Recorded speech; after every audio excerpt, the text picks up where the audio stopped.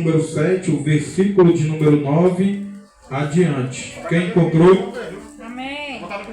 Todo mundo encontrou aí? Falta só o Robinho, né? Daniel, capítulo de número 7, o versículo de número 9 ao 10. Amém? Peço a todos que venhamos evitar conversações, vamos dar a total reverência à palavra de Deus. Daniel, capítulo 7, versos 9 ao 10. 9 e 10. Amém? Diz assim as santas escrituras do Senhor. Eu vou separar vocês, tudo que viu. Vai, pastor, vai, pastor. Diz assim: continuei olhando até que foram postos uns tronos, e o ancião de dias se assentou. Sua roupa era branca como a neve, e os cabelos da cabeça eram como a lã pura. O seu trono eram chamas de fogo, e as rodas do trono eram fogo ardente. Um rio de fogo manava e saía de diante dele. Milhares de milhares o serviam, e milhões de milhões estavam diante dele. Foi instalada a sessão do tribunal e foram abertos os livros. Amém? Glória a Deus. Irmãos, neste capítulo, nesta narrativa de Daniel, capítulo de número 7, Daniel ele está aqui tendo visões, revelações dos céus, de Deus. E nesta visão, Daniel ele está vendo que foram postos tronos, e um que se assentou sobre o trono, cujo a sua semelhança era um ancião de dia, com cabelo branco, com as vestes brancas. Isso é sinônimo, demonstração de santidade. E o trono dele era como chamas de fogo, e saía um rio como um rio de fogo que saía do trono de Deus. Aqui eu quero trazer à memória o tema que o Senhor me deu para esta pregação de hoje. O tema de hoje é as três manifestações do trono de Deus. A primeira manifestação do trono de Deus está aqui em Daniel, capítulo de número 7. Em Daniel, capítulo de número 7, nós vamos ver que o trono de Deus aqui, ele se manifesta como um trono de fogo e um rio de fogo que saía do trono. Este rio de fogo é um símbolo, porque aqui o Senhor ele sentou para julgar. Aqui o Senhor ele se assentou como juiz. O fogo é o símbolo do juízo de Deus contra o pecador. O segundo trono que é manifestado de Deus na Bíblia é o trono da graça. Está em Hebreus capítulo de número 4, no versículo de número 16, quando o apóstolo Paulo diz para que nós venhamos chegar ao trono da graça, para que alcancemos ajuda em tempo oportuno e a misericórdia de Deus. A terceira manifestação do trono de Deus é o trono da vida, pois é assim em Apocalipse 22 que o trono de Deus ele se manifesta. E o rio que saía do trono de Deus não era mais um rio de fogo, mas sim um rio cujas águas eram claras como cristal, e a Bíblia chama de o rio da vida. Estas são as três manifestações do trono de Deus, a qual hoje nós iremos estudar e falar um pouco sobre ela. Iremos juntos aqui aprender a respeito das três manifestações do trono de Deus.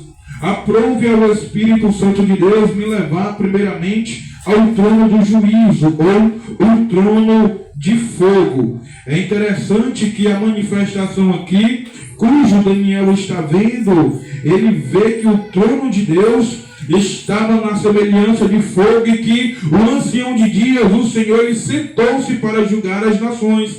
Quando nós lemos a Bíblia de Gênesis e Apocalipse, toda vez que é revelado a respeito das coisas do céu, sempre nós vamos ver adoração angelical, os anjos adorando a Deus em sua manifestação, todos no céu adorando a Deus. Mas há um texto em Apocalipse, capítulo de número 8 e no versículo 1, cujo a Bíblia diz que houve silêncio no céu durante meia hora. A única vez que a Bíblia diz que no céu houve silêncio foi em Apocalipse capítulo 8. E o que causou silêncio no céu? O que causou silêncio no céu? Nós temos a revelação em vários livros da Bíblia, em Isaías, Ezequiel, Oséias, vários livros nós vamos ver o que causou este silêncio no céu. E o que causou este silêncio no céu foi justamente o que nós estamos lendo aqui, é que o Senhor ele sentou no trono para julgar.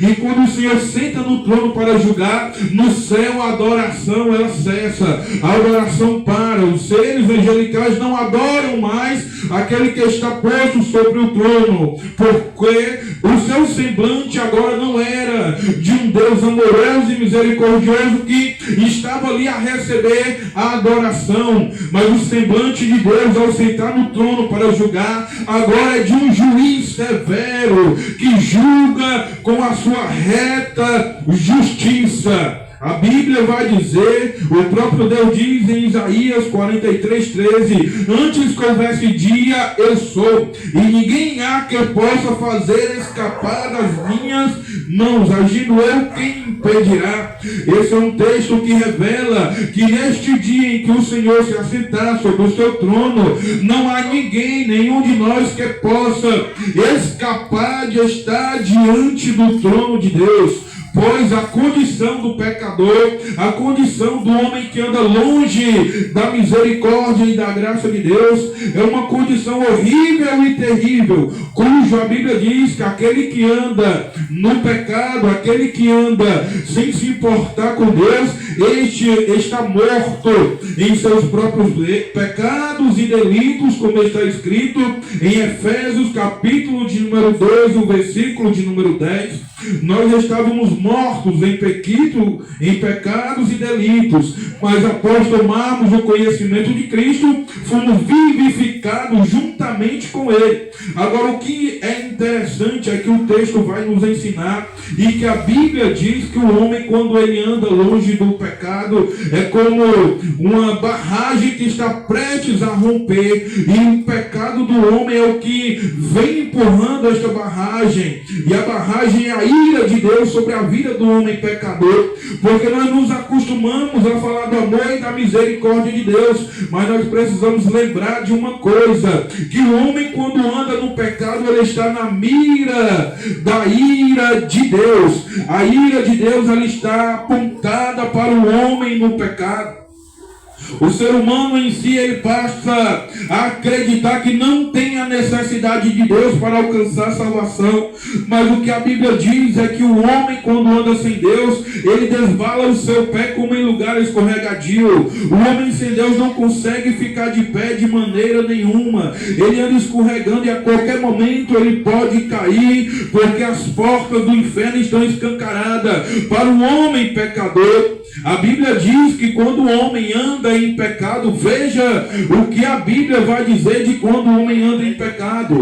O apóstolo João, o apóstolo do amor, ele vai escrever que quando o homem anda em pecado, olha o que acontece. A Bíblia diz que aquele que tem amizade com o mundo tem inimizade com Deus, conforme escreve Paulo. E João vai dizer que aquele que se constitui amigo do mundo se constitui inimigo de Deus. Olha o que a Bíblia diz, a seriedade, a severidade com que a Bíblia trata aqueles que andam longe de Deus e têm uma vida pecaminosa.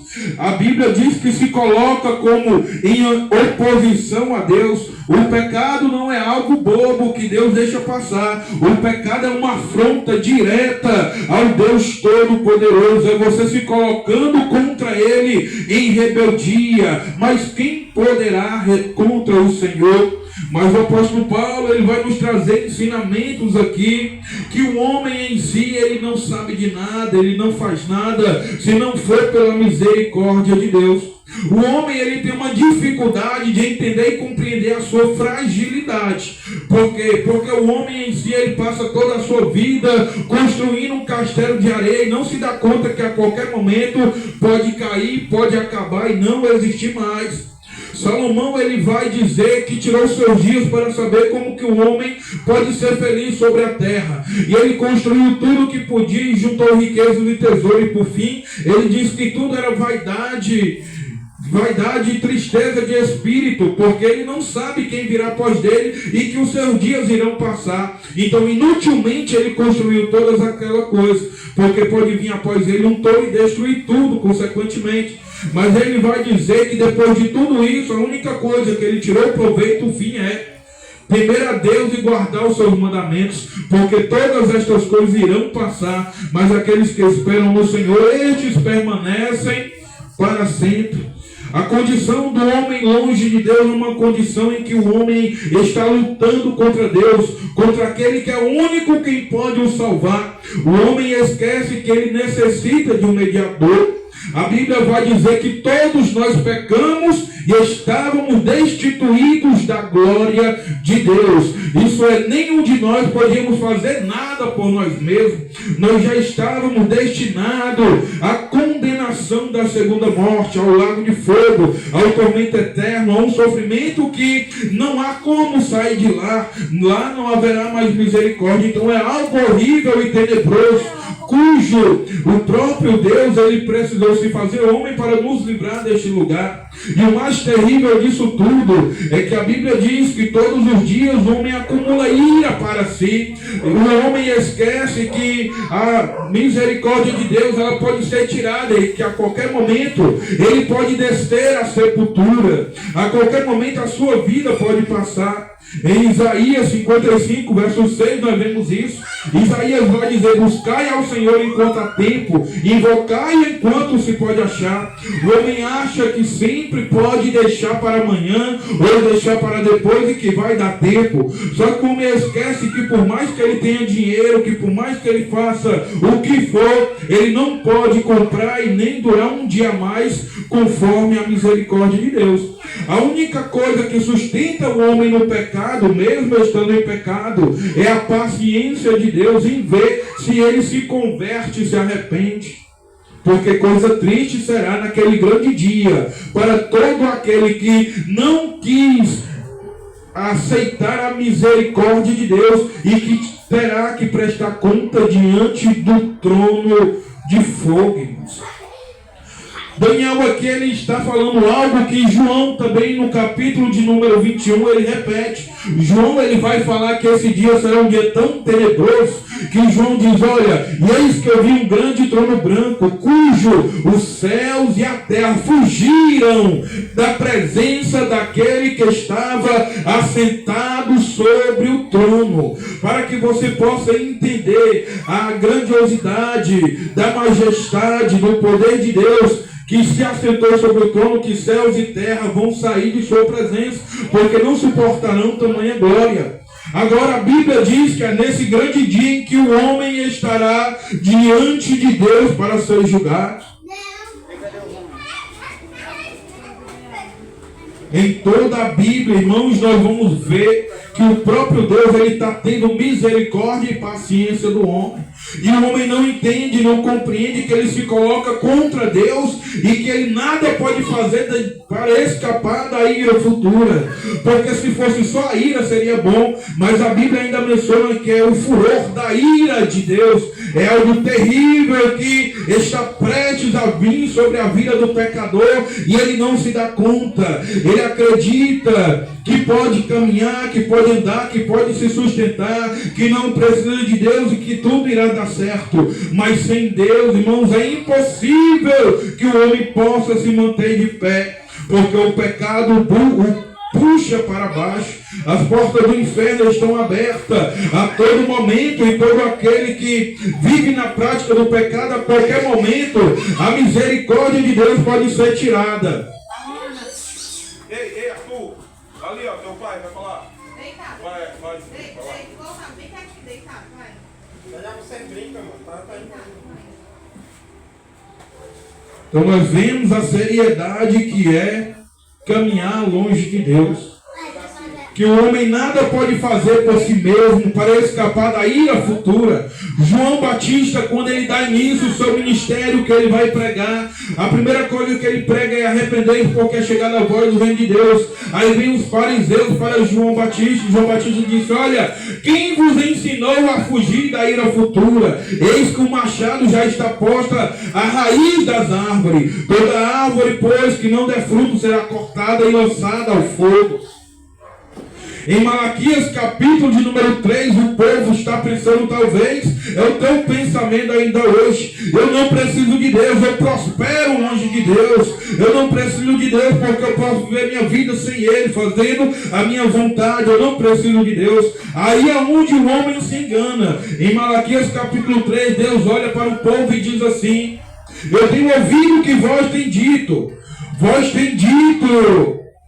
do que adianta servir ao Todo-Poderoso, visto que os ímpios, os pecadores, eles fazem o mal e ainda prosperam e crescem na vida. Aí Deus diz: mas naquele dia então saberão a diferença entre os que me servem e os que não servem, entre os que me fazem a minha vontade e os que não a fazem. Porque naquele dia, o dia do Senhor, escuta isso, o dia do Senhor vem ardendo como fornalha, e os ímpios, os pecadores, serão como palha lançada no fogo, e não restará nem cinzas dele. Uma simbologia a respeito aqui do sofrimento que espera todo aquele que nega e despreza a Deus.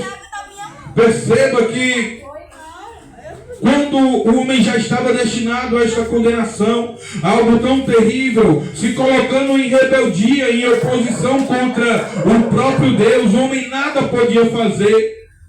Mas o mais lindo de tudo isso é que o próprio Deus, é Ele quem toma a iniciativa de salvar o homem. O próprio juiz, Ele que ia nos julgar, porque Deus não iria nos julgar porque Ele é mau. Deus iria nos julgar porque Ele é justo, e a sua santidade exige que Deus venha exercer esta justiça sobre a vida do pecador. Perceba, irmãos, algo terrível na vida do pecador, porque Deus, a Bíblia determina que Deus, Ele é santo. Olha o que a Bíblia vai dizer a respeito da santidade de Deus. Lá em Jó, capítulo de número 4, nós vamos ver que um dos amigos de Jó, chamado Abiatar, ele estava em seu quarto para dormir, e ele olhando, ele disse que chegou um vulto e entrou no quarto. E este vulto, quando chegou, ele vendo o vulto, ele se arrepiou por inteiro e ficou todo arrepiado. E ele olhou para o vulto, e uma voz falou do vulto dizendo: porventura poderia ser um homem justo diante de Deus, ou santo de homem de Deus, visto que nem os anjos se acham santos na presença do Todo-Poderoso? E nós vemos isso em Isaías capítulo 6, quando Isaías está tendo a visão de Jesus em seu alto e sublime trono, e anjos estão voando de uma parte para outra, olhando um para o outro e clamando e dizendo: santo, santo, santo é aquele que está sentado sobre o trono. E a Bíblia diz que eles tinham 6 asas, com 2 cobriam o rosto, com 2 os pés e com 2 voavam. Isso é símbolo de respeito a Deus, é símbolo de temer a Deus, é símbolo de reverência a Deus. Nem os anjos se acham santos e puros diante de Deus. Aí você olha para o homem pecador, sujo, imundo, rebelde, porque o homem, quando está no pecado, o homem quando está longe de Deus, ele está morto em seus pecados e delitos. É como a lepra, onde a Bíblia vai dizer que o homem está dos pés à cabeça, todo com uma chaga, ferida, com pulmões, não há quem possa espremer. Essa é a condição do homem no pecado. Aos olhos de Deus, ele fede, o pecado fede nas narinas de Deus. Talvez para você não é nada, passou isso, aquilo, mas aos olhos de Deus está fedendo. E é bom que você venha tomar jeito enquanto é tempo, porque a misericórdia de Deus a qualquer momento pode ser retirada da sua vida, e você pode descer a sepultura e ir para o inferno, para um lugar de tormento.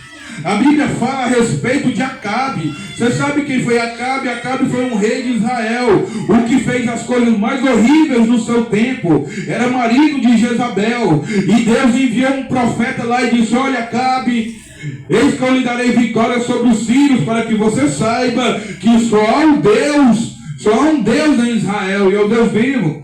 Deus dá vitória a Acabe. Acabe vira as costas para Deus. Aí vem de novo a Síria, cerca um exército numeroso como areia da praia cercando Acabe. Ele era só uma nação, um povo pequeno.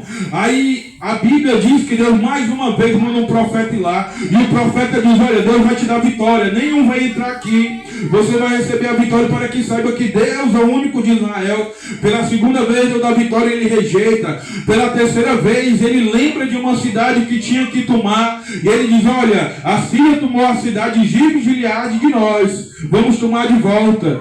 Aí ele consulta 400 profetas, e na boca de todos a palavra era a mesma: ira, vai, porque o Senhor vai te dar vitória sobre eles.